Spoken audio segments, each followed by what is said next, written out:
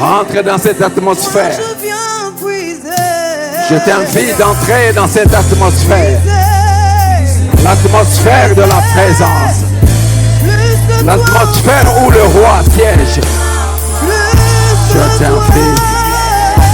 Viens puiser ce matin. Oh oui, moi je viens puiser. Puiser. Plus de toi encore. Et toi encore.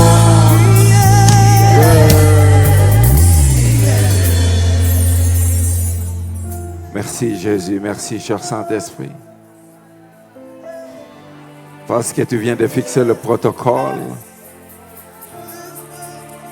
Jésus, fais ce que tu sais faire. Non pas comme nous l'avons planifié, mais comme toi tu as planifié. Cher Saint-Esprit.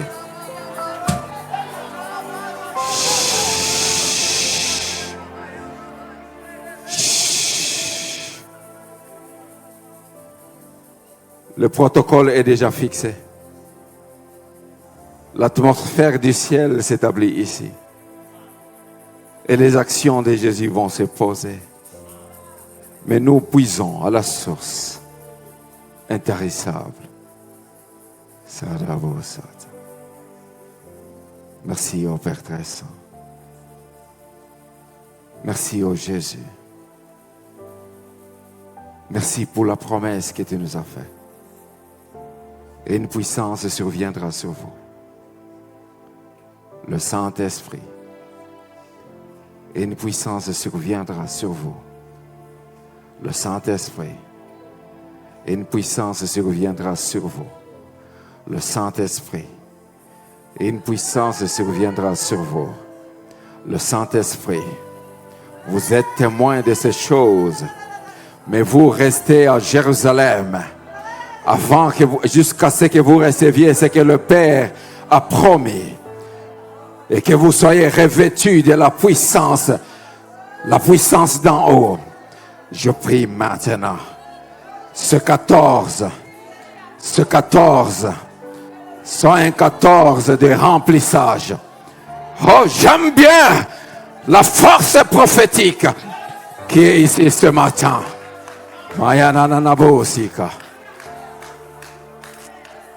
Merci au cher Saint-Esprit. Est-ce que les saints peuvent acclamer l'Esprit de Dieu? Est-ce que les saints peuvent acclamer, peuvent recevoir, accueillir l'atmosphère, accueillir la présence de Dieu? Merci. Merci Jésus. Merci au cher Saint-Esprit. Merci pour ta présence. J'ai un thème ce matin. Plus de toi, Seigneur. Plus de toi, Seigneur. C'est le thème que je vais partager avec nous. Plus de toi, Seigneur. Vous savez, bien-aimés,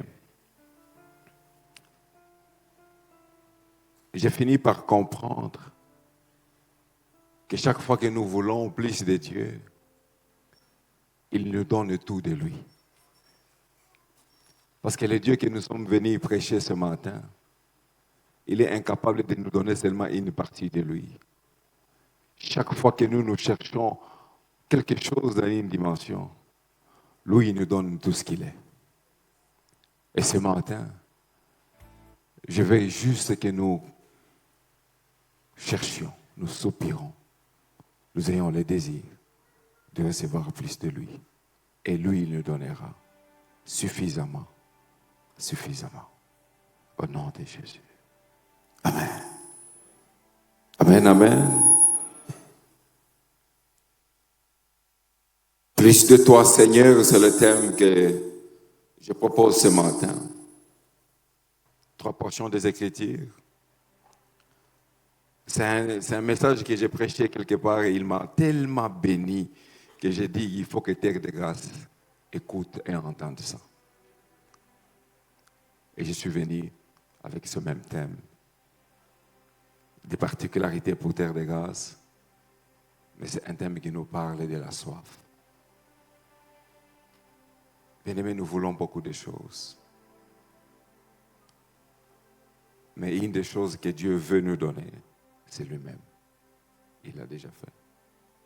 Psaume 42, verset 1 à 4. Nous lirons Joël 1, verset 20.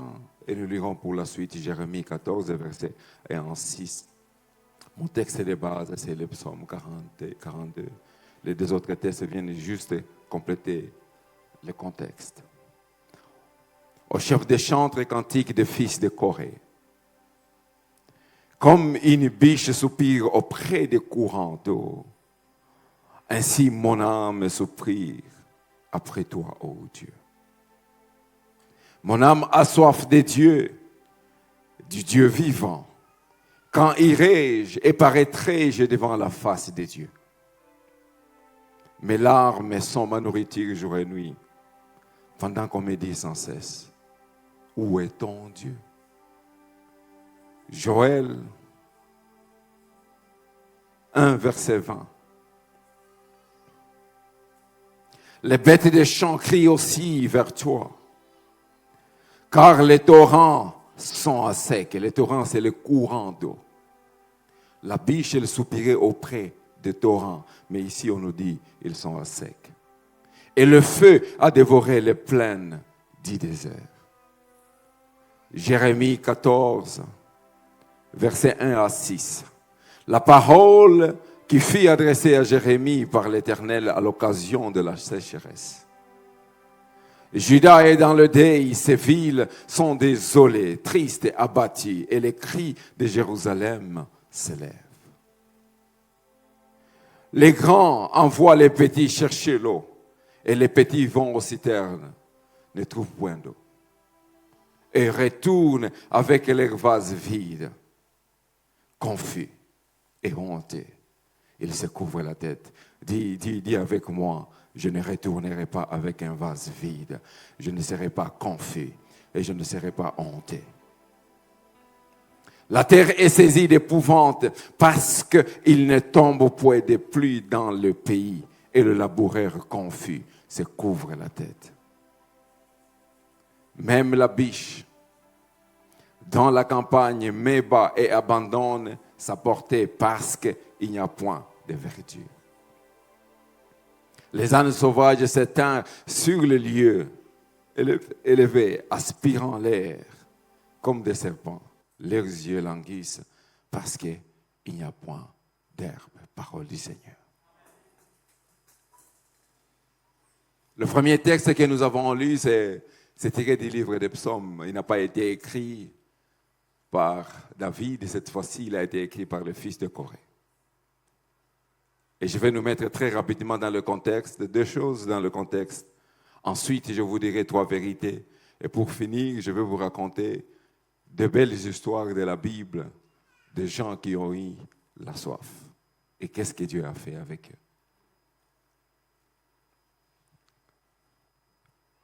Ce texte, il est écrit par le fils de Corée.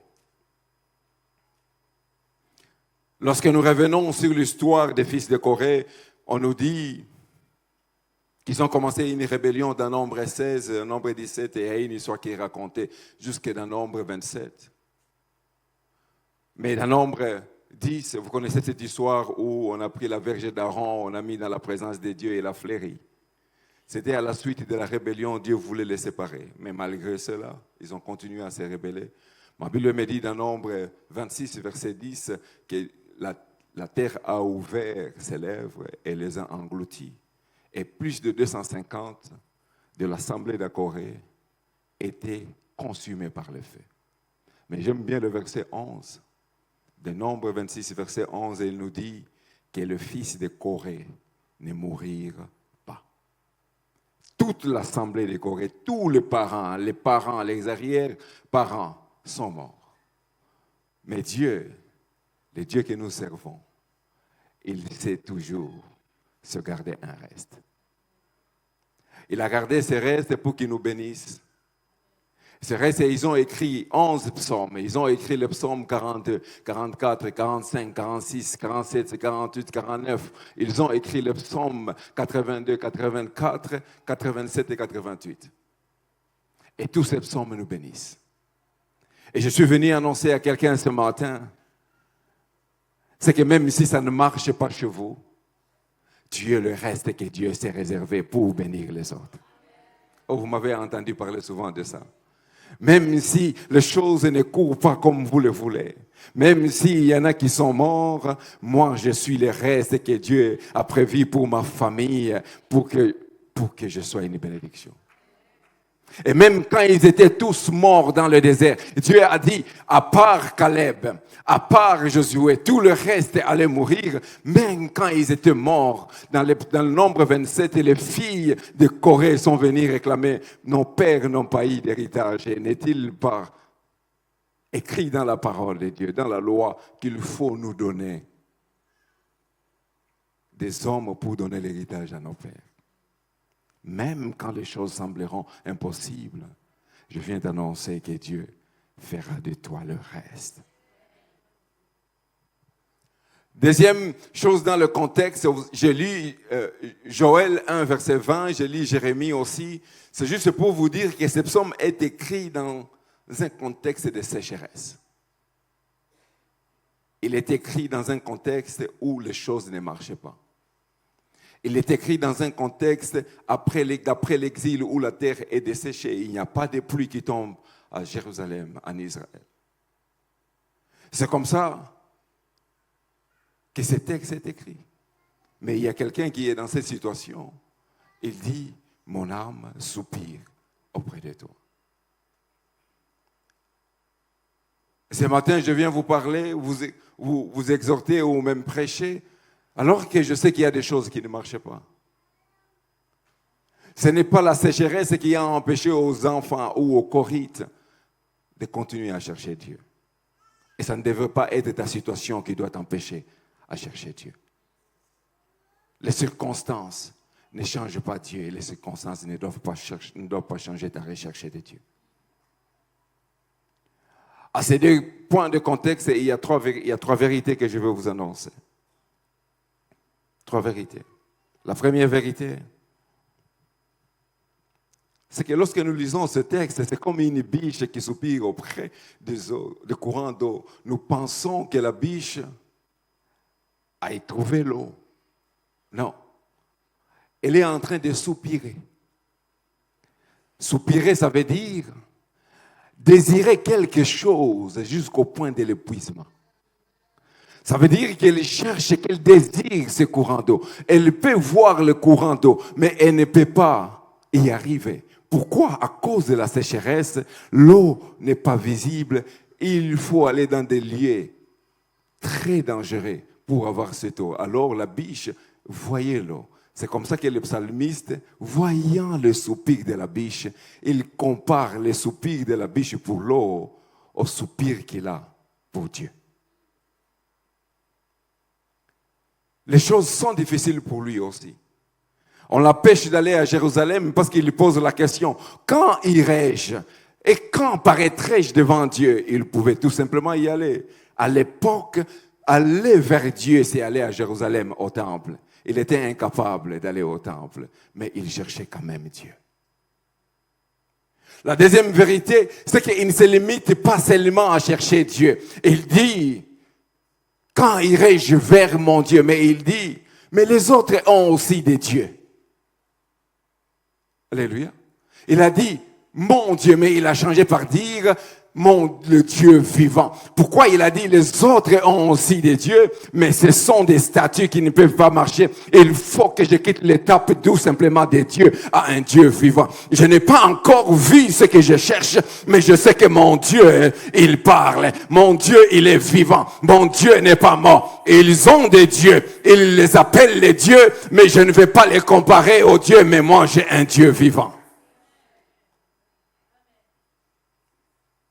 Et la troisième vérité, c'est que malgré le fait qu'ils cherchaient Dieu, il y a toujours des gens qui viennent leur poser,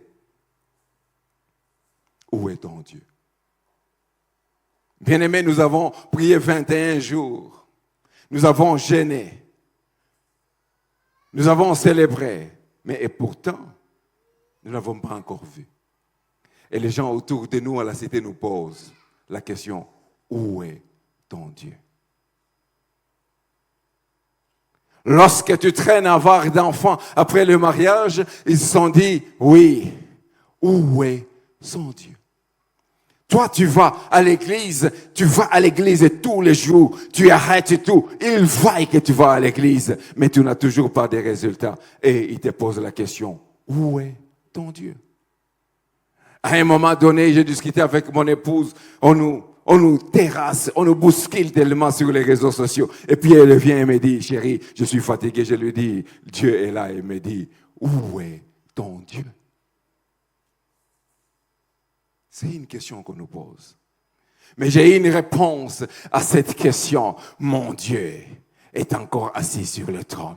Mon Dieu est vivant. Mon Dieu agit encore. Mon Dieu, à cette question, où est ton Dieu? Je le cherche encore, mais il n'a pas encore commencé à agir. Où est ton Dieu? J'irai encore à l'église le chercher, mais même s'il n'a pas encore commencé à agir, où est ton Dieu? Il est sur le trône.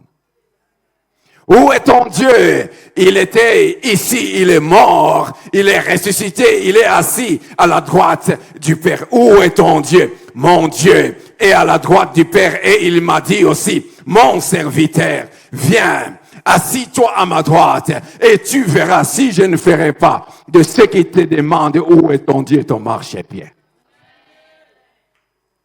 Où est ton Dieu? Mon Dieu ne sera jamais en retard. Ce que vous appelez apparemment en retard, c'est son plan pour que tu me voies dans mon bon jour. Où est ton Dieu? Mon Dieu est à l'œuvre. Il agit encore aujourd'hui. Il fait. Moi, tout ce que j'ai à faire, c'est d'entrer dans le lieu secret, fermer la porte, parler avec lui.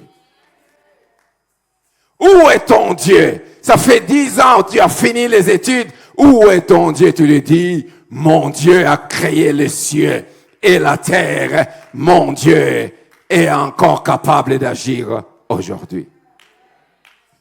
Où est ton Dieu? Mon Dieu est vivant. Mon Dieu est encore assis sur le trône. Et c'est pour ça que je vais continuer à les chercher, à les suivre. Lorsque je mange, je continue à les chercher. Lorsque je ne mange pas, je les cherche. Lorsque j'ai les enfants, je les cherche. Lorsque je n'ai pas d'enfants, je les cherche.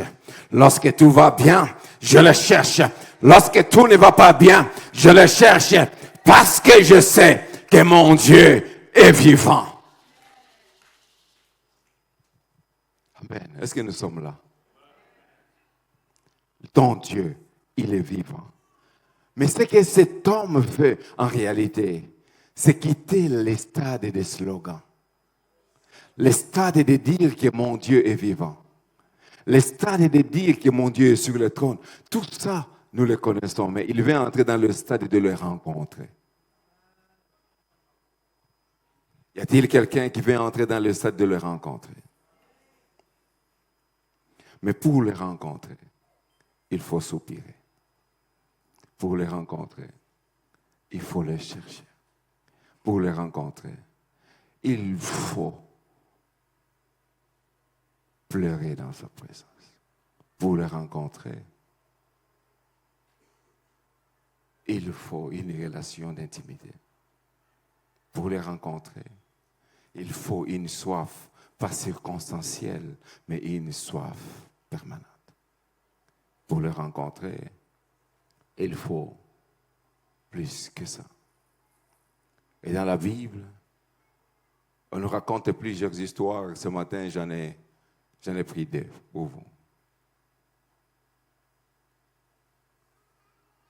Je suis écartelé entre Luc 17 et 2 Rois 4. Prenons 2 Rois 4. Dans le livre de 2 Rois 4, il y a 11 chapitres, il y a 44 versets. De ces 44 versets, on nous raconte 4 belles histoires.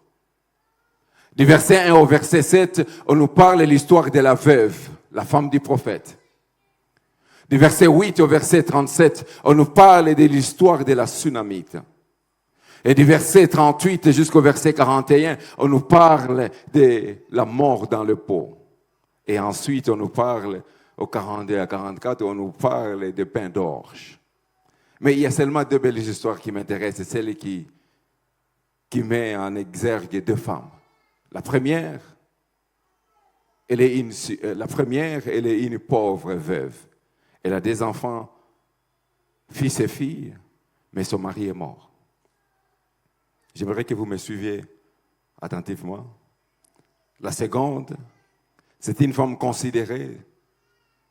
Je ne veux pas lire tous les versets, mais je vais paraphraser. J'ai étudié ça pour vous. La deuxième, c'est une femme distinguée de sa ville, de sa contrée. Et ces deux femmes ont cherché Dieu. Et ces deux femmes ont rencontré Dieu. La première chose que je peux vous dire sur ces femmes, c'est que chaque fois que le miracle se produit, on a demandé à la femme de fermer la porte derrière elle. Et lorsque le miracle de la résurrection du fils de la Sunamite est arrivé, le prophète a fermé la porte derrière lui. C'est pour vous dire, bien-aimés, il y a des choses essentielles dans la vie que vous ne recevrez pas si vous n'avez pas appris à aller dans le lieu secret. Le grand miracle se produit lorsqu'on a un temps pour aller dans le lieu secret. Toutes ces deux femmes ont eu des miracles, mais c'était derrière la porte. Parce que derrière la porte, je vous ai enseigné, ici, votre Père vous attend. Matthieu 6, verset 6, si tu veux prier, va là, dans le lieu secret, où ton Père t'attend. Ça, c'est une chose que nous faisons. Ça voudra dire que toute la prédication d'aujourd'hui, ça sera pour vous entraîner à aller aussi ouvrir la porte et se fermer dedans. Un moment d'intimité avec le Seigneur. Ces deux femmes n'étaient pas connues.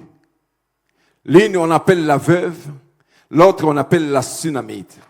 L'une, on l'appelle par sa situation, et l'autre, on l'appelle par le nom de sa contrée. C'est comme pour dire que le Dieu que je suis venu enseigner ce matin, c'est aussi le Dieu de ceux qu'on ne connaît pas. C'est aussi le Dieu de ceux qu'on ne connaît pas. On ne te connaît pas, ce n'est pas grave, mais Dieu me connaît. On l'a appelée la veuve, elle avait certainement un nom. On l'appelait la Sunamite, elle avait certainement un nom. Ni le prophète Élisée, aussi prophète puissant dans la précision, ni ceux qui ont écrit ce conte que nous sommes en train de lire ne connaissaient pas leur nom. Mais ce n'est pas un problème. Écris seulement ce que tu connais de moi. Écris seulement ma situation que tu connais de moi. Écris seulement le nom de la contrée où tu m'as rencontré et tu sauras que Dieu me connaît. Écris seulement, je suis en train de parler à quelqu'un, il n'est pas important qu'on connaisse ton nom. Écris seulement le nom du lieu où tu m'as rencontré. Ou si tu ne connais pas le lieu où tu m'as rencontré, écris seulement le nom de ma situation et tu sauras que Dieu me connaît. Oh, laisse-moi te dire, Dieu t'obligera de parler de moi. Même quand tu auras oublié mon nom, tu écriras quelque chose sur moi. Tu ne diras pas mon nom, mais il s'agira de moi. Tu ne diras pas mon nom, tu ne diras pas mon nom, tu diras le nom de ma contrée, mais il s'agira de moi. Oh, écoute-toi, ce n'est pas grave, Dieu me connaît. Ce n'est pas grave, Dieu me connaît. Deuxième chose, c'est que ces deux femmes étaient de deux classes sociales différentes. L'une était veuve et pauvre. Je ne sais pas si nous avons constaté. L'une était veuve et pauvre. On était sur le point de lui arracher ses enfants pour aller travailler à l'esclavage. Mais l'autre était considéré. C'est comme pour dire, le Dieu que je suis venu vous prêcher ce matin, ce n'est pas un Dieu qui tient compte des classes sociales. C'est un Dieu qui peut se faire voir auprès des pauvres comme auprès des riches. Et tout ce qu'il veut, ce n'est pas ta classe sociale. Tout ce qu'il veut, c'est que tu le cherches. Je suis pauvre, je le cherche et il se montre. Je suis riche, je le cherche et je manque, je le cherche. Le Dieu que je suis venu prêcher, ce n'est pas seulement un Dieu des classes sociales. C'est ton Dieu, c'est mon Dieu, c'est le Dieu de tout le monde. Est-ce que je vais parler à quelqu'un qui a ce soir? Ce n'est pas un Dieu de seulement ceux qui ont un boulot. c'est aussi le Dieu de ceux qui n'ont pas de boulot. Ce n'est pas un Dieu de ceux qui sont en bonne santé seulement, mais c'est aussi un Dieu de ceux qui ne sont pas en bonne santé. Au fond, mon Dieu, il ne tient pas compte des classes sociales. S'il devait tenir compte des classes sociales, personne ne serait sauvé. Parce que la classe sociale de Dieu est tellement élevée que notre classe sociale de ce monde signifierait pauvreté. Oh, laisse-moi parler à quelqu'un. Je manque, mais je sais que j'ai mon Dieu. Mais je sais que je le cherche. Mon Dieu ne me regarde pas comme les hommes me regardent. Il me regarde comme Dieu. Est-ce que je peux dire très rapidement des choses sur la veuve et très rapidement les choses sur la tsunamite? Et nous allons prier. Vous êtes d'accord? La veuve, papa, j'ai constaté que pour la veuve, c'est la grâce qui a payé la dette. Lorsque la grâce paye la dette.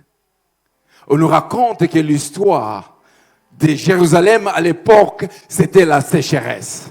Son mari, il était prophète, mais il était aussi cultivateur. Souvenez-vous qu'Élisée n'était pas connu. Élie est en train de dire, on a tué tous les prophètes jusqu'à ce qu'on trouve Élisée qui était dans le champ, qui était cultivateur. Ce qui fait que tous ceux qui étaient autour d'Élisée étaient des cultivateurs. La sécheresse était là, il ne pouvait pas payer des dettes et il en est mort. D'accord? La femme est restée veuve. Elle avait fils et fille. La loi de l'époque, c'était qu'on devait prendre les enfants, la terre, l'ensemble de toutes les choses, calculer combien ça coûterait et ça paierait la dette. Les enfants allaient travailler pendant 6 ans comme esclaves. Et après 6 ans, ils allaient être relâchés. Ça, c'était la loi. La loi, elle disait qu'il faut faire ces choses-là. Quand on les relâchait, ils n'avaient plus de terrain pour aller cultiver. Ce qui fait qu'ils ne voulaient plus être relâchés, ils voulaient rester esclaves. Parce qu'ils n'avaient rien. Mais ce qui se passe, c'est que Dieu a envoyé Élisée.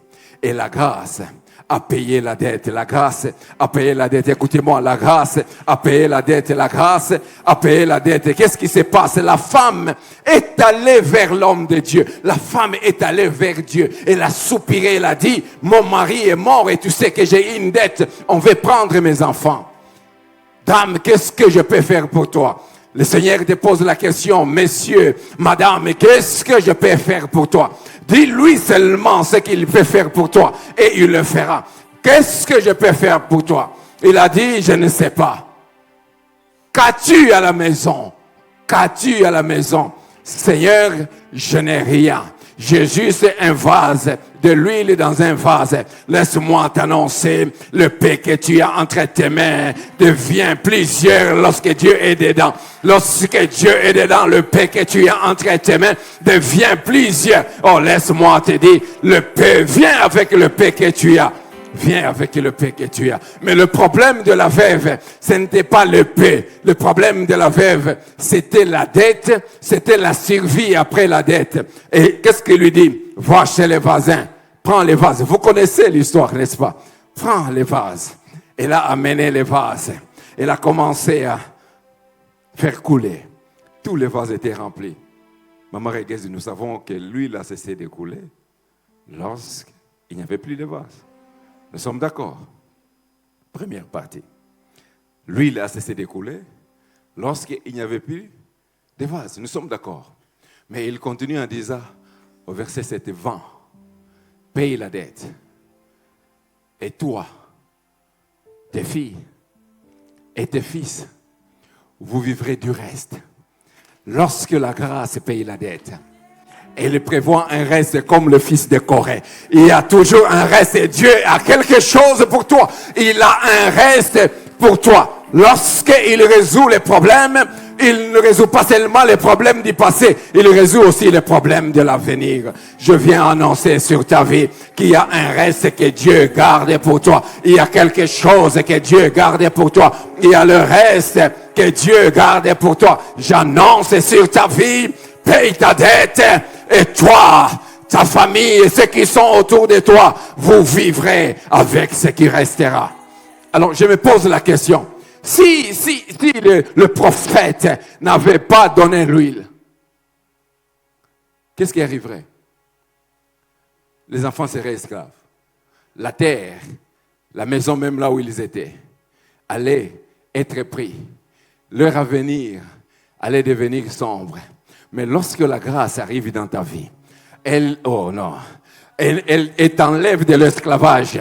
Tu étais prévu pour l'esclavage, elle t'amène dans la liberté. Tu étais prévu pour qu'on t'arrache, elle te fait garder ce que tu as. Non seulement que tu vas payer la dette, mais tu vas garder le terrain de ton père. Tu ne vas pas aller en esclavage et tu vivras avec le reste. Laisse-moi annoncer sur toi que le reste, on se servira pour planter dans le champ qui aurait dû être pris par le créancier. Et le reste nous donnera la survie.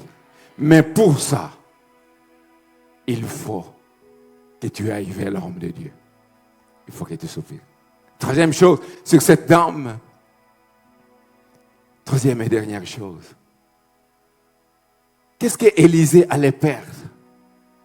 Il avait perdu quoi pour donner l'huile? Rien. Il avait juste utilisé l'onction. Je n'ai rien à perdre ce matin.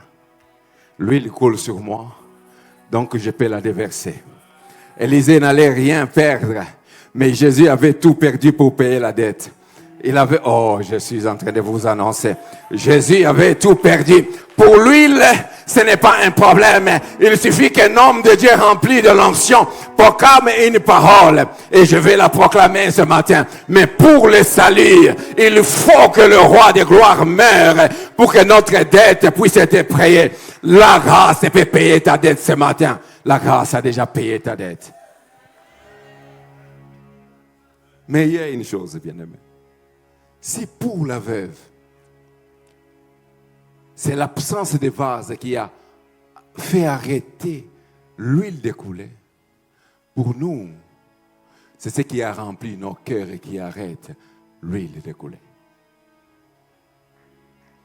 On n'a plus besoin d'aller vers le voisin pour chercher des vases. Non, je n'ai plus besoin des voisins pour chercher les vases. J'ai besoin de mon cœur, qui est le vase que Jésus aime. Mais le problème, c'est que nos cœurs sont remplis de beaucoup de choses. D'autres choses, mais pas de l'huile. Faisons de l'espace dans nos cœurs et l'huile coulera. Ce qu'il faut, c'est un soupir avec l'huile qui coule. Ce qu'il faut, ce n'est pas la haine dans nos cœurs. La haine empêche à l'huile de couler. Le vide que Dieu fait, c'est dans nos cœurs, mais pas dans nos vases. On soupçonne tellement, on convoite tellement, on hait tellement, et on remplit nos cœurs de toutes ces choses, et l'huile ne coule pas. Il suffit. Oh, tu peux venir à l'église et dire plus de toi, Seigneur, plus de toi. Il t'entend, mais il te dit vide seulement le cœur et je viendrai. Je vais couler dans ton cœur. Le problème de la veuve, c'est que sa soif était circonstancielle. C'est une soif qui s'arrête par l'exaucement. Combien d'entre nous, notre soif ne s'arrête pas par l'exaucement? J'ai eu l'enfant, je ne viens plus à l'église, je ne cherche pas Dieu. Mais ce n'est pas de cette relation que Dieu veut. Il ne faut pas que les vases finissent parce qu'il faut que l'huile continue à couler. Je ne dois pas chercher Dieu seulement parce qu'il y a l'exaucement. Il y a des gens dont la soif de Dieu s'arrête lorsqu'ils sont exaucés.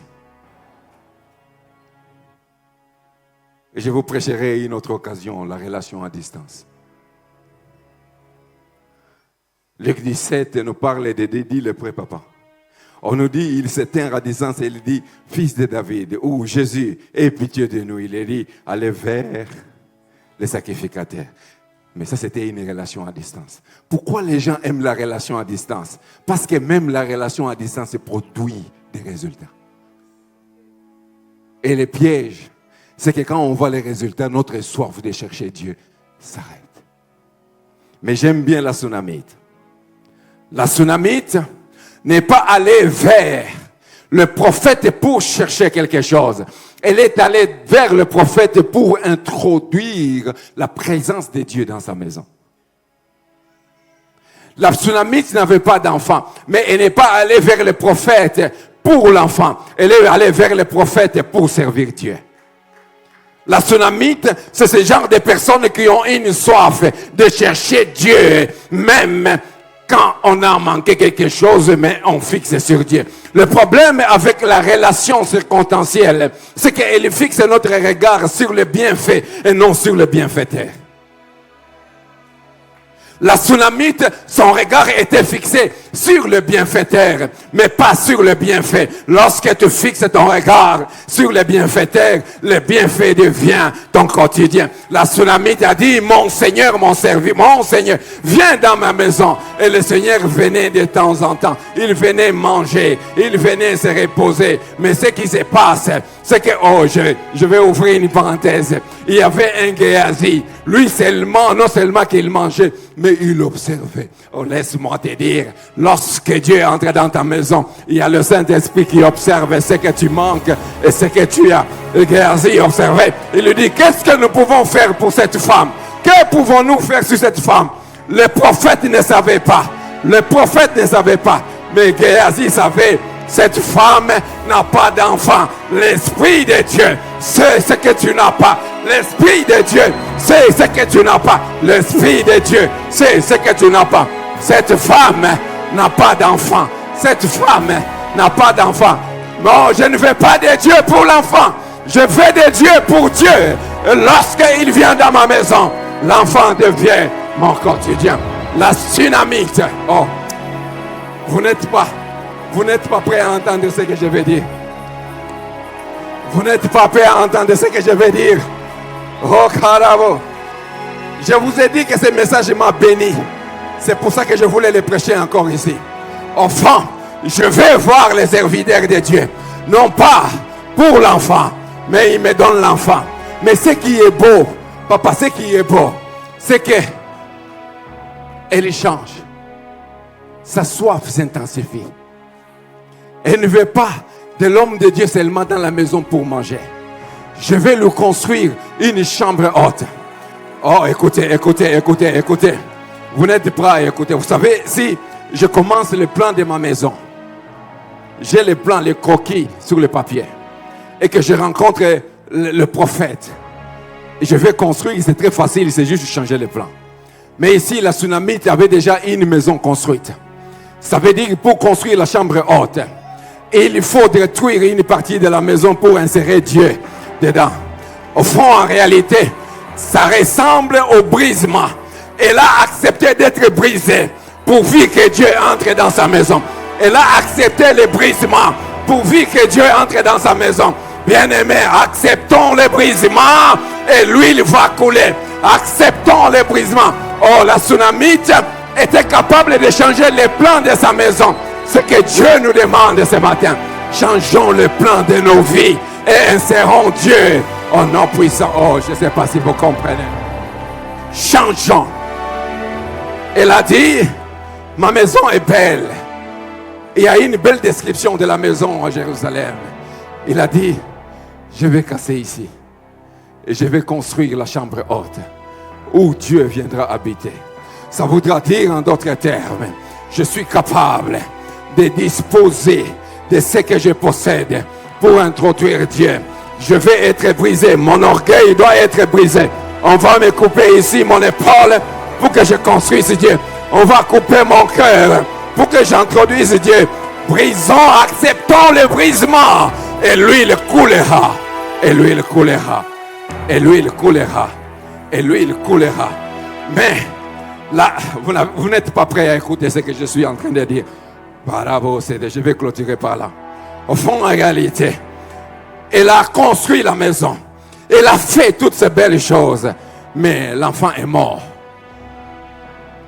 L'enfant est mort. Écoutez, la Sunamite, c'est ce genre de soif qui continue à suivre Dieu même avec un cadavre. Elle fait appeler son mari. Elle dit à son mari, amène qu'on saigne l'âne. Je vais voir l'homme de Dieu. Mais son mari lui dit, pourquoi tu veux le voir aujourd'hui? Ce n'est ni la pleine lune, ce n'est ni le sabbat. Au fond, en réalité, la Sunamite avait une soif qui ne devait pas attendre le sabbat pour chercher Dieu, ni la pleine lune qui cherchait Dieu. Elle avait un cadavre à la maison. Et puis, il répond à son mari, tout va bien. Elle avait un cadavre, mais elle cherchait Dieu parce qu'elle savait qu'elle n'était pas capable de régler son problème. Oh, laisse-moi parler. Je suis venu parler à ces hommes et ces femmes qui continuent à chercher Dieu alors qu'ils ont des cadavres. Les cadavres du rejet, les cadavres du manque, les cadavres de la stérilité, les cadavres de toutes ces choses. Ils sont en train de dire, tout va bien, tout va bien. Tant que je cherche Dieu, tout va bien. Tant que je vais vers lui, tout va bien. Tant que je le sais qu'il est vivant, tout va bien. Tant que, mais lorsqu'il arrive auprès de l'homme de Dieu, ce qu'il fait, ce n'est pas lui poser les problèmes, c'est commencer à adorer Dieu. Oh, laisse-moi t'annoncer, je peux adorer Dieu même quand chez moi il y a un cadavre. Je peux adorer Dieu même quand mon fils unique est mort. Je peux adorer Dieu. Acclame, acclame Dieu, acclame Dieu.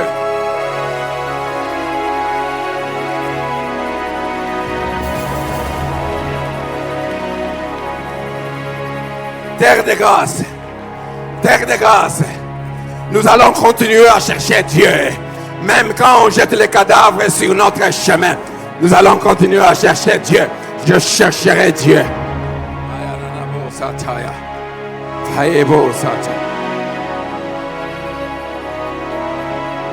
Et lorsque le prophète lui pose la question, qu'y a-t-il? Il lui dit, tout va bien, tout va bien. Ton cœur saigne, ton cœur saigne. Mais tu dis au roi des rois, tout va bien. J'ai une soif, c'est toi que je veux. Je sais que tu peux ressusciter mon enfant, mais c'est toi que je veux. Terre de grâce, je veux de cette.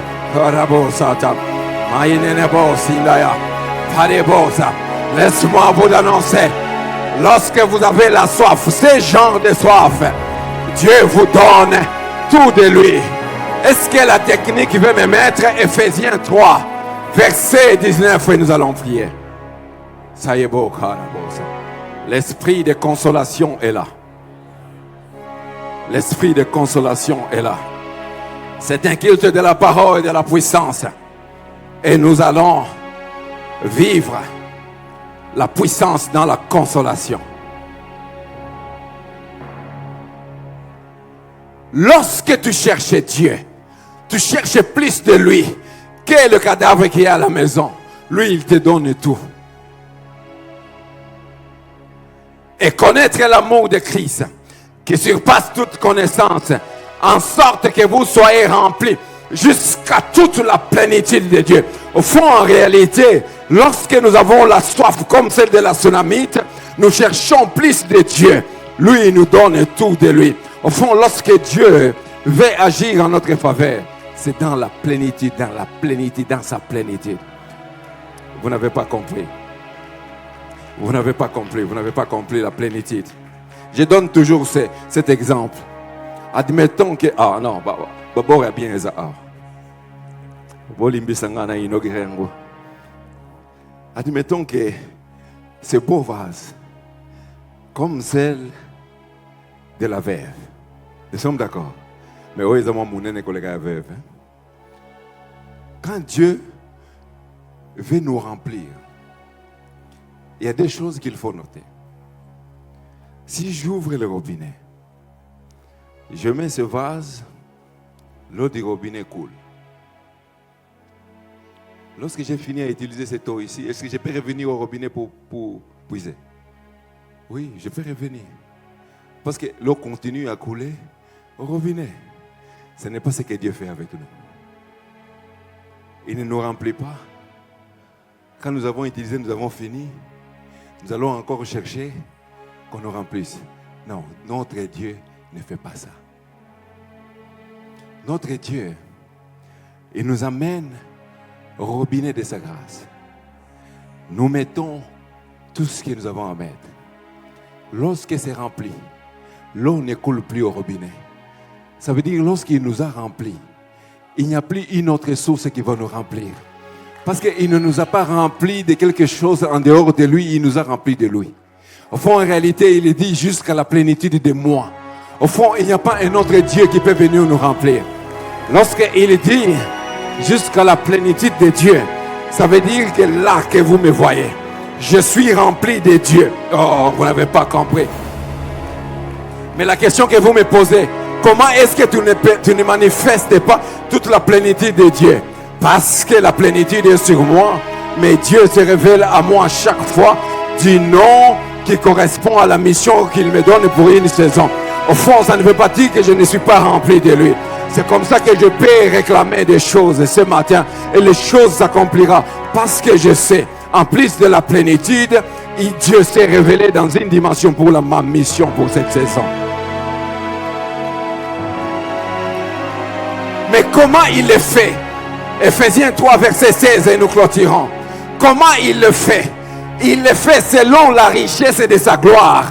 Non, ce n'est pas selon la richesse de la gloire de ton oncle, qui pourtant va mourir même s'il est glorieux. Selon la richesse de sa gloire qui est éternelle et qui ne t'arrive pas. Au fond, lorsque Dieu te remplit, lorsqu'il vient dans la maison de la Sunamite, c'est pour ça qu'il doit venir dans la maison de la Sunamite, pour que le fils de la Sunamite guérisse. Parce que sur le prophète, il y a la plénitude de Dieu. Plus de toi, Seigneur, ce matin. Y a-t-il quelqu'un qui veut crier? Plus de toi, ce matin.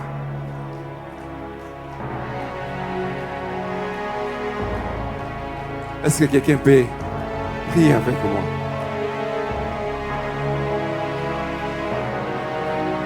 L'Esprit de Dieu, ce n'est pas seulement l'agitation. L'Esprit de Dieu peut venir comme un flot, comme un courant. Est-ce que ce matin, y a-t-il quelqu'un qui traîne un cadavre, n'importe lequel de cadavre?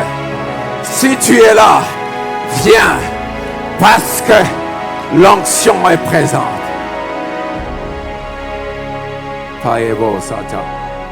Y a-t-il quelqu'un qui traîne un cadavre ce matin?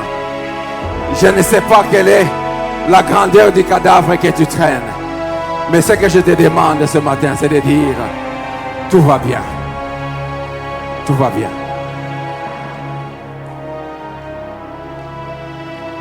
Vous avez vu, les larmes sont en train de couler de mes yeux. Non pas parce que je vais pleurer. Parce qu'il y a la consolation ce matin.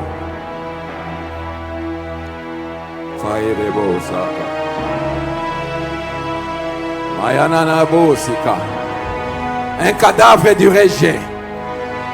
Les cadavres. Je ne sais pas quel cadavre tu traînes.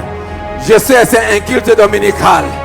Mais l'Esprit de Dieu, l'Esprit de Dieu, l'Esprit de Dieu est là.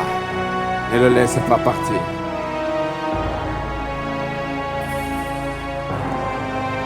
Sarebo Sanaya. Sikarebo Sataya. Mandaya Karabo Seteyeka. Sare Sidaya Karabosa.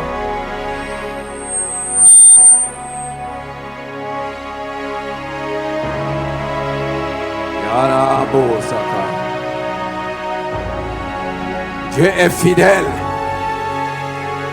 Dieu est fidèle. Mayananabosakaya. Commence à lui dire tout va bien. Dis-lui tout va bien. Je sais qu'il y a un cadavre chez moi à la maison, mais tout va bien ce matin. Yarebo Saka. Parmi vous qui êtes devant, si vous avez des membres de famille, approchez-vous des membres de famille. Ici, parmi vous qui êtes ici devant. Observez.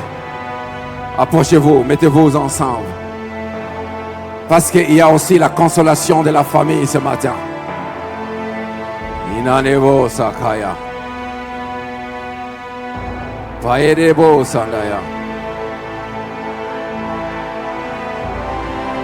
Sekayedabo sandaya. Avancez, avancez, avancez. Avancez, avancez, vous qui êtes ici.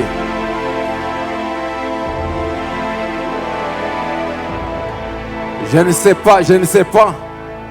sais pas quel cadavre tu tiens. Mais Dieu est là. Dieu est ici. Je veux juste que tu commences à soupirer. À demander à Dieu de te visiter ce matin. Protocole. Protocole, j'ai besoin de vous. Protocole. Intercession, viens. Ça y est, beau caravo, sana. Faites-moi avancer cette dame. Yanana bo sakaya. Yale bo sakaya. Yanana bo sika.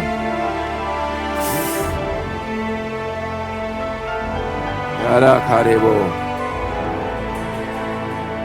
Je libère les cadavres, je ne sais pas de quelle nature. Enlevez-moi ces métaux, enlevez-les-moi. Yana bosa.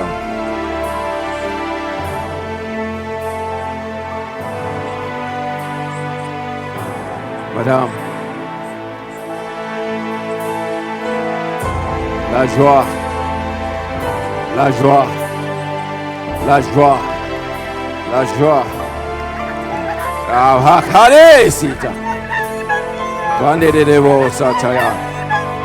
Levez vos mains là où vous êtes en famille, gardez vos mains.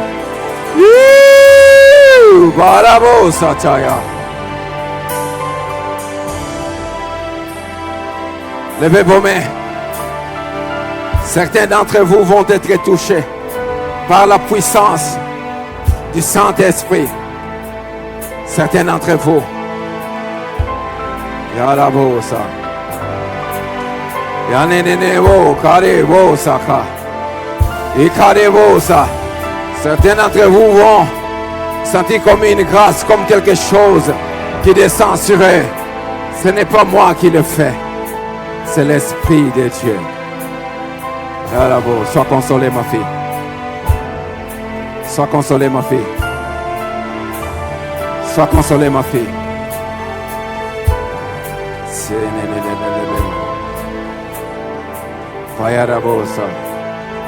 Sois consolé.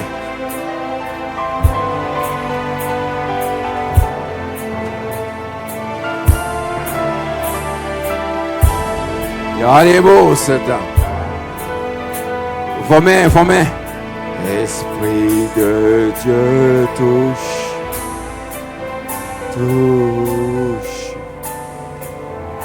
En ces lieux, Esprit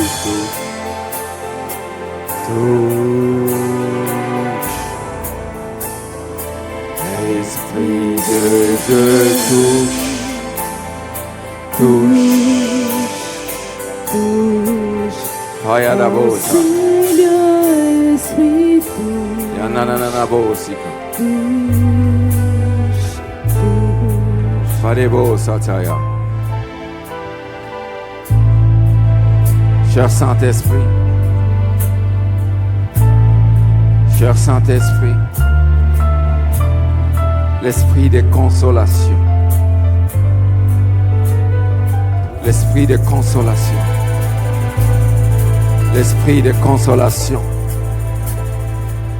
je t'invite en ce lieu. Esprit de consolation.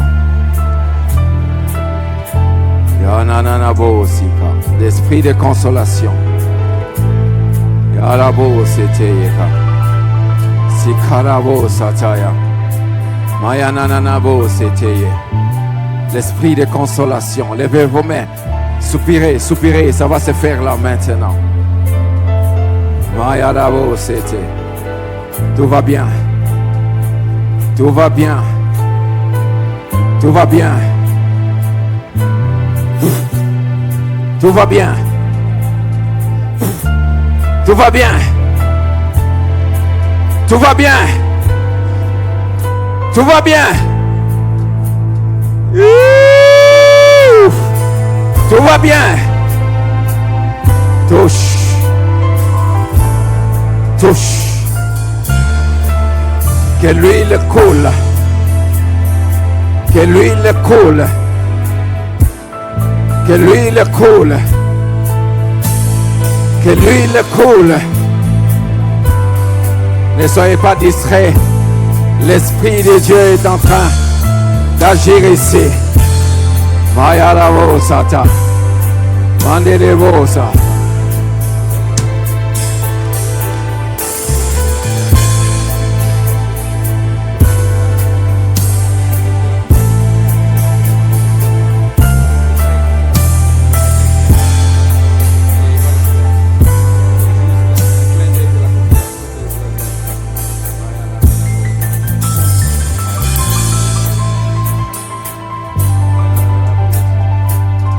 L'Esprit de Dieu est là. Salebosa. Kina na na na na na bosa. Maya na na na na na na na bosa. Ça dépasse maintenant. Il y a des cadavres. Il y a des cadavres qui sont en train d'être ressuscités. Ya karabo sata. Wana na na bosa te karabo.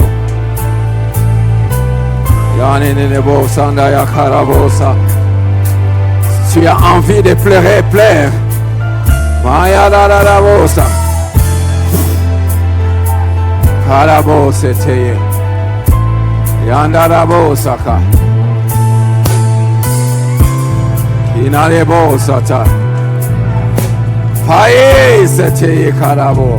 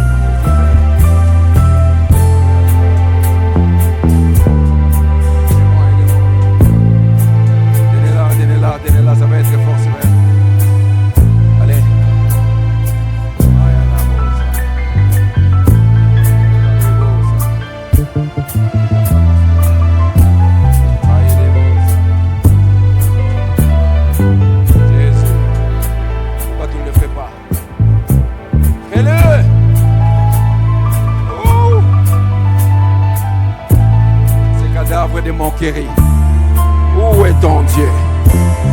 Je proclame que votre Dieu est effectivement vivant. Et il vous touche maintenant. Allez, soyez touchés. Soyez touchés. Soyez touchés.